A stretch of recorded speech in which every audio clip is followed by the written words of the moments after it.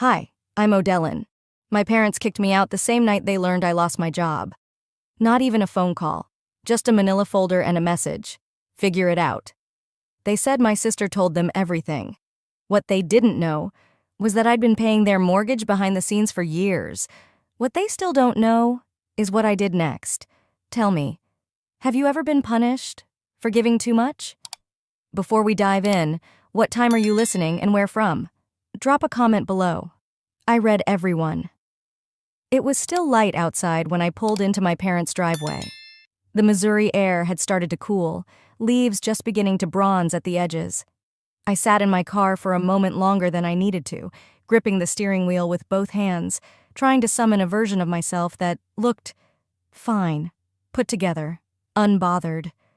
A bakery box sat in the passenger seat beside me, pumpkin rolls dusted with powdered sugar, my mother's favorite this time of year. I'd brought groceries too, green beans, butter, boxed wine. Even after losing my job 3 weeks ago, I couldn't walk into this house empty-handed, not when I'd spent the past decade trying to earn a seat at a table I was born into. Inside, the house was already buzzing. The kitchen smelled like sage and roast chicken. My sister Vera's voice rang out first, high-pitched, performative, followed by a soft laugh from her husband, Glenn. "Oh, Dylan," my mom called from the stove without looking up. "You're early, sweetie. You can set the table." I smiled, swallowing that familiar pang. Of course. Vera was already at the dining room, adjusting place cards. Yes, she made place cards for Sunday dinner now. When I got there, I noticed the seating arrangement immediately. Everyone had a cushioned dining chair, except for one metal folding chair stuck at the end of the table. My name card sat neatly in front of it. I blinked once, then again. "Did we run out of chairs?" I asked lightly. Vera smiled without turning. "Well, you haven't really been around much. Thought it'd make sense for the end." I placed the plates down carefully, pretending the words didn't sting. Dinner began with the usual small talk. Dad griping about taxes, Mom asking Glenn about his consulting firm. No one asked how I was. When we were halfway through the meal, I cleared my throat gently. "So, I have some news." That silenced the clinking of silverware. "I was laid off 3 weeks ago. It was sudden. Department restructuring." There was a pause. Then my mom gasped, but not with worry. "Oh my," she said, sipping her wine. My father looked over his glasses, then down again. Nothing. Not even a "we're sorry." Vera blinked twice, dramatically, then leaned closer to Glenn with a stage whisper loud enough for everyone to hear. "Well, that explains the jeans. I told you she'd be spiraling." I kept my tone steady. "I'm okay. I've been applying. I'm not asking for anything. Just wanted you all to know." That's when Vera spoke. Really spoke. Her voice suddenly sharp, slicing through the room like a cold wind. "That's why I told them you were unreliable. No job, no mortgage, no man." I turned to her. "Excuse me?" She shrugged. "I mean, come on. It's not like you've ever carried real weight in this family." My father chimed in then, eyes still on his plate. "Maybe it's time you stopped depending on us." I nearly laughed. "Depending? I paid your property taxes last year when the house almost went into lien." No one responded. That's when my mother finally looked up, slowly placing her wine glass on the table. "We think it's best if you take some time away. Get your bearings, figure things out." A chill ran down my spine. Vera stood up and pulled a manila envelope from her purse, sliding it toward me across the table like a waitress dropping off a check. "We packed up your things. Your old room's being converted into a meditation space. Glenn's idea." For a moment, I couldn't breathe. I looked at my father, then my mother, then Vera. Not a single one met my gaze. Then I looked down at the cold metal chair beneath me. Suddenly, it all made sense. I took a long breath, steadying my voice. So this is it. I lose a job, and I lose my family. I didn't yell. I didn't plead. I just stood, the metal folding chair scraping sharply against the hardwood as I pushed it back. I reached for my purse, which was the only thing I'd brought. Out of habit, I guess, not need. And then I said as evenly as I could manage, "Thanks for dinner. I won't stay where I'm not welcome." No one moved. Not a hand lifted. Not a word followed. I walked to the door, my heels sounding louder than usual on the old floor. As I stepped outside into the evening chill, I spotted a U-Haul van parked on the curb. Vera leaned against the porch railing with her arms crossed like she'd been waiting to deliver the final punch. "We already moved your boxes," she said, smirking. "They're in the hallway of your old place, if you still have the keys." She didn't wait for me to respond, just turned back into the house like I'd been dismissed. The sky was darkening fast. Streetlights flickered on in patches. I walked down the steps and opened my car, sitting for a moment in silence before starting it. There was no place to go but back to the apartment I hadn't set foot in for months. It used to be mine. At least I thought it was.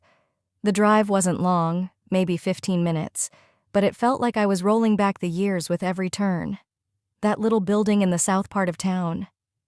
I had bought it back when Mom and Dad were struggling with mortgage payments, using my savings because they were too proud to accept charity. At the time, I thought I was helping preserve family dignity. Now, as I pulled into the parking lot and saw the flickering hallway light above the front door, all I could feel was dread. I walked up to the front entrance and reached for the mailbox out of habit. There it was, in block letters, V. Arliss. Not me. My stomach dropped. "Odalyn?" a voice called. I turned to see Mr. Romero from Unit 2B. He gave me a polite smile. "Didn't expect to see you back. Your sister said she owned the place now." I tried to keep my face neutral. "Yeah. Things change fast." Inside the building, I headed toward my old unit. In the hallway sat a stack of cardboard boxes, hastily taped, some leaning, one already half split open. On the side of one box, in thick black marker, someone had written, "Useless stuff." I knelt beside them. There was no lock on the apartment door, just a note taped to it that said, "Utilities off." I let myself in. The air was musty. The space was empty aside from a few scuff marks on the floor where furniture had been dragged out. I leaned against the wall and slid down to the floor, my legs folding beneath me. I didn't cry. I just sat there, listening to nothing. Then I noticed an old file box tucked between two stacks of dishware and tangled cords. I reached over and opened it. Inside were folders, envelopes, old bills, and a sealed white envelope marked "Closing Arliss Unit B2." I opened it slowly. Inside were the original mortgage documents. My name on the deed, my signature, my bank statements showing the down payment, and then the date, March 2017. That unit had been mine. I sat back. My fingers tingled with disbelief. The world spun a little slower as I pieced it all together. Vera had told everyone I left the apartment, told them she'd taken over, told them I gave it up for the family. And then she'd lied about my job, my finances, my mental state, twisting every inch of generosity I'd given them into a rope to hang me with. I stared at the folder. All this time I thought I was invisible, but I was never invisible to them. I was just convenient. And now I was disposable. The early light crept in through the blinds as I sat on the floor, the same envelope still cradled in my lap. Sleep hadn't come. Not really. My mind had replayed Vera's words on loop. "You were always the weakest link." And now here I was, the one they'd left behind but still tethered to everything they benefited from. I finally stood up, brushed the dust off my jeans, and walked to the kitchen. The coffee maker sputtered, stubborn as ever, but the familiarity helped settle my nerves. I opened the envelope again. My name stared back from the page. Mortgage agreement, down payment record, all of it in my handwriting. Back then, the house had been on the brink, our parents behind on taxes, threatening to sell. I'd stepped in. I used nearly all my savings. Vera said, "Let's put your name down for now. We'll adjust later when things are stable." I believed her. That phrase would haunt me. I clipped the documents together, grabbed my coat, and drove to the county recorder's office. The parking lot was mostly empty. Inside, the fluorescent lights hummed above rows of beige cubicles. A clerk named Janice greeted me without looking up. "I'm looking for the deed records for 207 Pinewood Circle," I said, handing her my ID. She typed, paused, typed again. Her lips pressed into a line. "Well, Miss Arliss, according to this, the property deed was transferred 3 years ago to a Vera Arliss." My mouth dried out. But I steadied myself. Is the mortgage attached? Janice clicked another few times. It's still under your name. That's not typical. Deed and loan should match unless someone refinanced improperly. Improperly? I swallowed that word like a splinter. Janice printed the file, and I read the numbers. $196,000 still outstanding. Interest climbing, late fees pending. If Vera defaulted, I was liable. The betrayal wasn't just personal. It was legal, financial, lasting. I thanked Janice, walked out slowly, and sat in my car. I needed answers. Not next week, not tomorrow. Today. The bank, where the original loan had been refinanced, was on Main. I walked in, palms sweaty, heart pounding harder than I'd expected. A manager named Mr. Collins greeted me, polite but professional. I'd like to review the mortgage file for 207 Pinewood, I said. I believe there's been a mistake. He asked for ID. Then he disappeared into the back. When he returned, he had a folder in hand and a concerned look. Ma'am, this is unusual. The file shows a refinance was done 2 years ago. The name, Social Security, matches yours. But the signature... He turned the form around. That's not how I sign, I said immediately. No, he agreed. That's why we're careful with this. Would you like to request a fraud investigation? We keep signing footage on file. My mouth moved, but no sound came. He must have taken that as a yes because he began filling out a form. I walked out shaking. Vera hadn't just manipulated our parents. She'd forged my signature, refinanced a property under my financial identity, and left me on the hook. It wasn't just betrayal anymore. It was a felony. Back at the apartment, I closed the door gently behind me and dropped everything to the floor. I didn't cry. That was the strange part. Instead, I sat down and reached for my old leather-bound journal. I started writing. Everything. Dates, conversations, phone calls, transfers, every receipt I'd ever saved. I listed it all in one place. Then I did something I hadn't done in years. I picked up the phone and called a lawyer. I wasn't ready to file anything yet. I just needed to understand what this all meant, what power I really had left. She listened carefully, asked for copies of my documents, and then said something I didn't expect. You may have a case for fraud, property theft, and identity misuse, but more importantly, you have power you didn't realize. I stared at my reflection in the dark window. For a second, I didn't recognize the woman looking back, but I was starting to remember her. Power I didn't realize? I was starting to remember who I used to be. 2 days later, I was back in my lawyer's office, sitting across from the same woman who'd calmly laid the groundwork for justice. Her tone was still measured, but sharper now, as if she too sensed the undercurrent of something much darker. We'll send a formal cease and desist to your sister regarding the property and identity fraud, she explained, sliding a document toward me, and request access to all mortgage and refinance paperwork. Quietly, no need to tip your hand just yet. I nodded. Quiet. Got it. I left her office with that same calm, but it didn't last long. That evening my phone rang. Mom. I hesitated, then picked up. Odellen? Her voice was soft, sugary. I hadn't heard it since the dinner, not since she let Vera humiliate me while she sipped Chardonnay and stared at her plate. We heard you've been asking around about the house, she began. Vera said you're upset. Honey, you're not thinking clearly right now. It's been a hard few weeks for you. There it was, sweet concern laced with poison. I didn't answer, just listened. Always listening. You know, when people are emotionally overwhelmed, they sometimes create problems that aren't there, she added gently. You've always been sensitive. I hung up. The next day, I drove to the house. I didn't call, I didn't knock, I walked in. Dad was in the living room, pretending to read the paper like it was 1983. Mom was folding napkins into swans for a brunch that didn't exist. The scent of lemon cleaner hung in the air. Fake. Sharp. Vera said you're stirring things up, Dad said without looking up. What's going on? You tell me, I said. Why is my name still on the mortgage, but Vera owns the deed? He blinked like he didn't understand English. Vera handled all that? We trusted her. Mom looked up. Sweetheart, we had no idea. Maybe this is just the stress talking, the job loss. You've had a lot on your plate.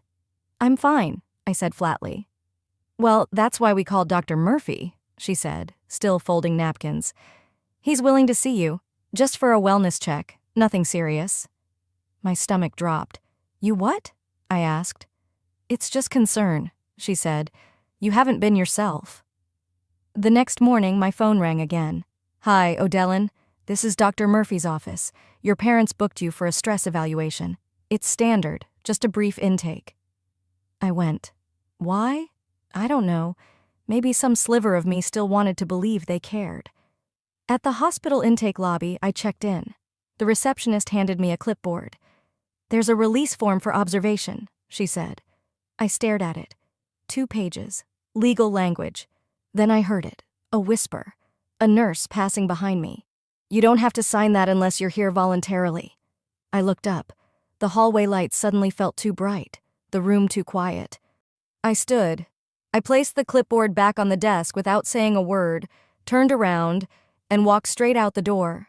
My hands were shaking when I dialed my lawyer's number. They're not just denying what they did, I said, my voice hoarse. They're trying to erase me. If they wanted to call me crazy, I'd show them what a sane woman with evidence can do. That thought still rang in my ears the following Monday morning as I walked into my attorney's office, heels clicking sharply against the polished floor. I didn't knock. I didn't hesitate.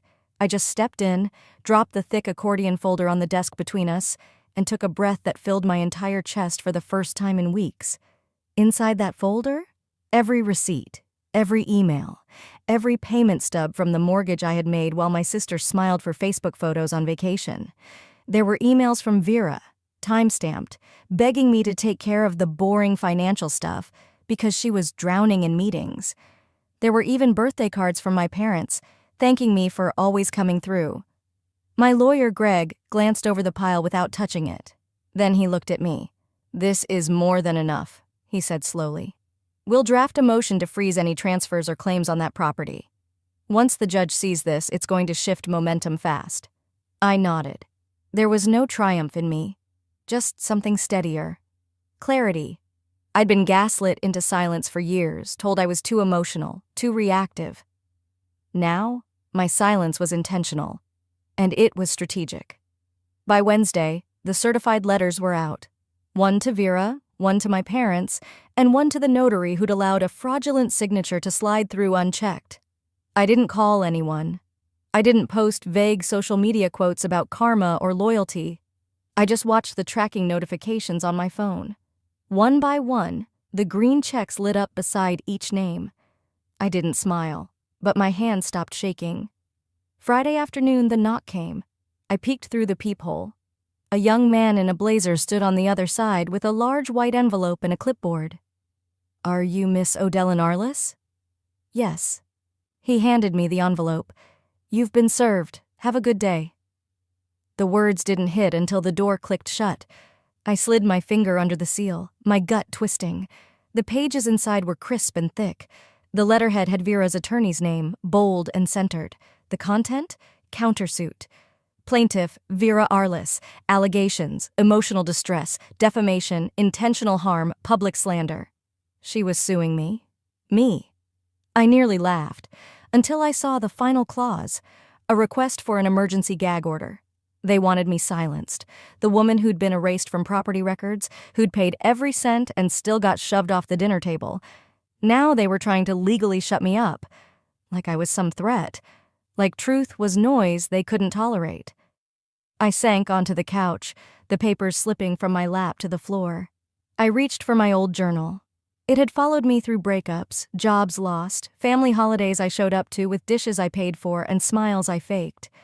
Inside the back cover was a note I'd written to myself sometime last year. I didn't remember the exact day, but the handwriting was mine. If I ever forget who I am, read this. You've survived worse. Don't go quiet now. I let that line settle into my ribs. I wasn't loud by nature. I wasn't the kind to scream or shame or threaten, but I was the kind who kept records, who read the fine print, who noticed things. They hadn't expected me to fight, They certainly hadn't expected me to win. I looked up at the ceiling, the same ceiling I'd stared at the night I learned the house I bought didn't belong to me. "You wanted me quiet," I whispered. "Instead, you handed me a microphone." I woke up to the sound of my phone vibrating endlessly on the nightstand. At first, I thought it was a weather alert, maybe a storm rolling in, but when I grabbed it, I saw a dozen unread messages blinking like warnings. "Girl, are you okay? You're trending on Facebook right now, is this true? Oh, Dylan, what's going on? Call me." I sat up, heart pounding, and pulled my laptop onto my knees. The screen lit up, but what I saw dimmed everything inside me. A gossip blog post, tagged exclusive, was circulating like wildfire. The headline, "Woman Sues Her Own Family After Years of Loving Support." Beneath it, a blurry photo of me, taken years ago, standing outside St. Luke's Hospital, shoulders slumped, eyes red, clutching a folder. The caption twisted the moment. "Caught in a breakdown after allegedly being fired, now she's turning on her family?" There were other photos too. Cropped, dimly lit snapshots from who knows where. One of me sitting alone on a park bench, another from a family cookout years ago, frozen mid-argument. And then the comments, "Typical snowflake, can't handle life so she blames her family." Wow, suing your own parents, you can't buy that kind of entitlement. I heard she was unstable. That letter got leaked for a reason. Leaked letter? I opened a new tab, and there it was. A scanned version of my termination notice from the school board. Except this one wasn't the final HR-approved version. It was the earlier disputed draft, the one Vera had somehow seen, the one that implied inappropriate behavior without naming a cause, the one that had nearly broken me when I first saw it. I slammed the laptop shut and sat still, hands clenched in my lap. This wasn't just a smear. This was execution by innuendo. I was watching myself get erased in real time. "They didn't just want to silence me," I said aloud, voice low. "They wanted to erase me." I spent the rest of the morning curled on the couch, not crying, just quiet, like the air had left the room. By early afternoon, I forced myself to check my email. I expected more damage, more echoes of betrayal. Instead, I found a single message with the subject line, "I think I can help." The sender's name was unfamiliar, Marlene Crosby. The body of the message read, "You don't know me, but I worked with your sister. We need to talk. It's not just you." I hesitated for a moment, then replied. "We met that evening in a small corner cafe off Walnut Street, half an hour before closing. Marlene was already seated when I walked in. Mid-40s, sharp eyes, tired smile. You're braver than I was," she said, sliding her phone across the table. "But she's used this playbook before." On the screen were archived emails between Vera and another woman, a former colleague, threads full of flattery turned manipulation, suggestions to "let me handle the contract" or "just trust me, it's cleaner this way." Then came the gaslighting. Lines like, "You must have misunderstood. Are you sure you're remembering that right? Don't embarrass yourself trying to fight this." And finally, "No one's going to believe you anyway." Marlene looked up at me and said, "That last one, that's her signature line." I sat back, swallowing hard. "You saved these?" "I did," she nodded, "because I knew one day I'd need them, and so would someone else." I exhaled slowly, fingertips tapping against the mug in front of me. For the first time in weeks, I didn't feel crazy. I didn't feel weak. I felt seen. And more than that, I felt ready. 2 mornings after Marlene handed me that digital lifeline, I woke with a clarity I hadn't felt in months. No adrenaline, no panic, just focus. I made coffee, opened the blinds in my tiny apartment, and pulled out the stack of documentation I had started compiling that very night. The sunlight caught the edge of the folder. Mortgage documents, screenshots, emails, the hospital visit paperwork, the corrected HR letter from my old job, each one proof of something they'd hoped would stay buried or twisted. I didn't call a PR firm. I didn't script it. I sat down, propped my phone against a stack of cookbooks, and hit record. "You've read the posts. You've heard the whispers. But you haven't heard from me," I began, looking straight into the camera lens. No dramatics, no tears, just the truth. I told them everything. How I'd co-signed a mortgage to help my family during the recession. How Vera had later transferred the property into her name while leaving the debt under mine. How they tried to label me unstable when I started asking questions. How the job termination was twisted into something it never was. And how HR's own records corrected that narrative. Each claim I made, I backed with evidence on screen. I didn't need to shout to be heard. Calm, consistent truth has a volume of its own. When I hit upload, I didn't expect much. Maybe a few friends would see it. Maybe a local moms group would pass it around. By dinner, it had 60,000 views. By bedtime, it crossed 100,000. The hashtag started appearing like wildfire. Believe O'Dellin, silenced no more, not your bank mom. The comment section turned into a place I never expected, solidarity. Women I didn't know shared how their siblings tricked them out of inheritances, how their adult children forged signatures, how no one believed them until it was too late. "You are what strength looks like after betrayal," one woman wrote. Another, "I'm 64, and I've never seen someone tell the truth so plainly. Thank you." I was invited to speak on a podcast the next morning. Voices over 40? Then another. Then one focused on financial justice. I didn't ask for any of it. I just told the truth. Vera, of course, couldn't let that stand. She released a video of her own, defensive, shaky, full of vague accusations and passive-aggressive jabs. She said things like, "I was just trying to help her," and "some people twist reality to play victim." It didn't land. Comments rolled in faster than she could delete them. "This reeks of guilt. She sounds like a teenager trying to avoid grounding." I believed the woman with the receipts. Then came Marlene. She went public, with texts, with timestamps, with her own story. Another woman Vera had tried to ruin when things didn't go her way. The pattern was undeniable. A former colleague stepped forward, screenshots of Vera mocking me in group chats, laughing at how easily they'd believe anything she says if you cry a little. Even someone from inside the mortgage lender, anonymously, leaked internal confirmations. I had funded the down payment. My name was still on the debt. Vera had used forged paperwork to push the change through. My phone buzzed constantly, but I didn't celebrate. I posted one thing, just one line, white text on a black background. "When you plant lies, don't be surprised when the garden turns on you." I went to sleep that night, not triumphant, but still. Steady. For once, I felt like the storm was outside of me, not inside. I wasn't done yet. The courthouse didn't feel like a place for revenge. It felt like a quiet reckoning. I stepped out of the car that morning dressed plainly, but with something no one in my family had seen in me for years: resolve. My heels clicked across the concrete as I walked with my attorney toward the filing office. No camera crews, no protest signs, just the calm before a storm they didn't know was coming. "For years," I said, almost to myself as we waited at the elevator, "I paid the taxes, I maintained the records, I kept receipts, and they thought my silence meant surrender." We entered the clerk's office. My attorney handed over the motion we'd drafted together over weeks. It wasn't for defamation or emotional harm or the social media chaos. This was bigger. It was a formal petition to reclaim the full title and deed to the home my parents currently occupied, based on documents buried in a decade-old estate transfer from my godmother's trust.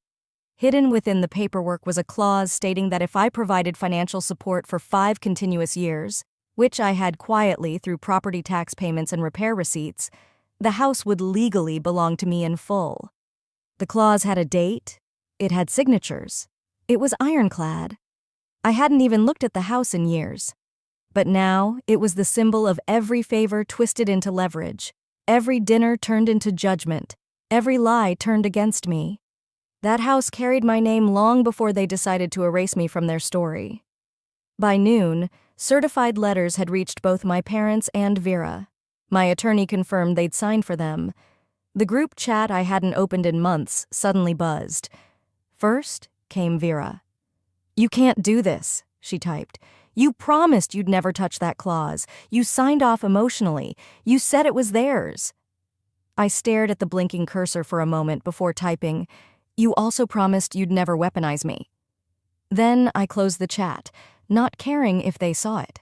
I didn't need them to. The court would. That evening, someone leaked the deed, my deed, onto a Reddit thread that had been following the drama.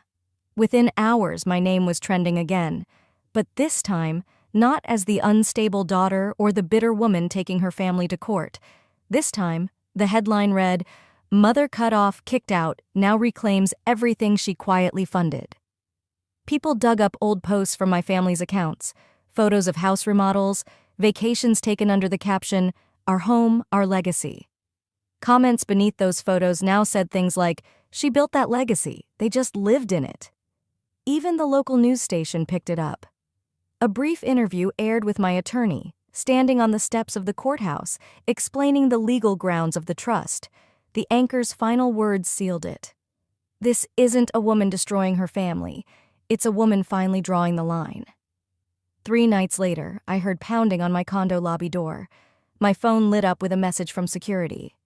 "She says she's family, wants to see you." I looked at the screen. "Vera." I stepped onto my balcony just in time to see her being escorted out. Her voice cut through the evening air like a blade dipped in acid. "You think money makes you better? You think you've won? You're still nothing without us." I didn't shout back. I didn't flinch. I just let my voice carry down to her like the last truth she hadn't swallowed yet. "That house you're screaming about? It was in my name before your wedding day." She froze, and I turned and walked inside. And still, even after everything, part of me asked, could I ever really let go of them? I sat at my kitchen table, morning light pouring through the windows of my new place. The air smelled faintly of wisteria from the vines blooming just outside. For the first time in months, maybe years, I could hear my own breathing. There was peace in that. Then the knock came. A delivery envelope, postmarked 2 weeks ago.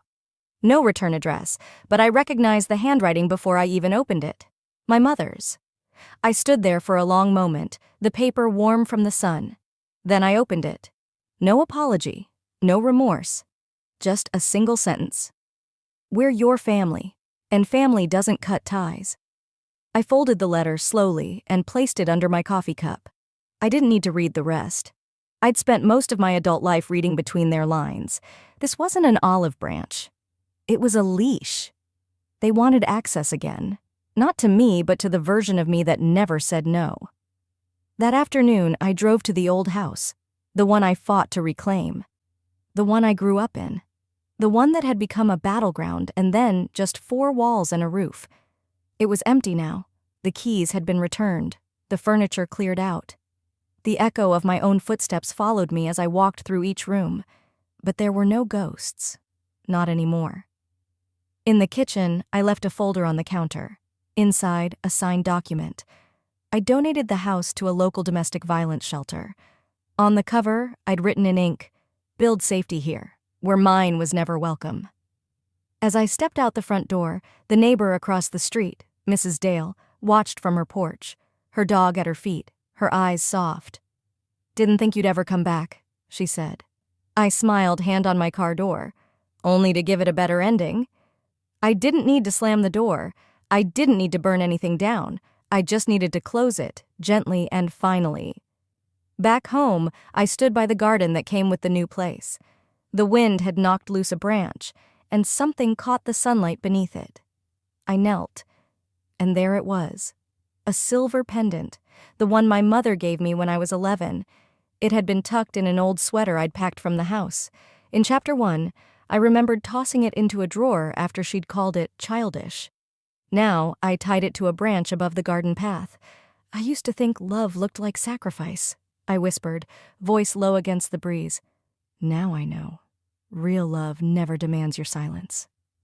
That night, I sat with a glass of tea and opened the last page of my journal. No more plotting, no more proving. Just this. I used to beg for a seat at their table, even when it cost me every piece of myself. But the moment I stood up, I realized I could build my own. So no, I don't hate them. I don't need revenge. Because healing isn't about making others suffer. It's about choosing not to. And to the ones still wondering, have you ever been called ungrateful just because you stopped letting them use you? Tell me your story. I'm listening. Some people call it family. But sometimes it's just a cycle of silence, guilt, and control until you break it. Have you ever had to walk away just to finally breathe? If this story resonated with you, share your thoughts in the comments.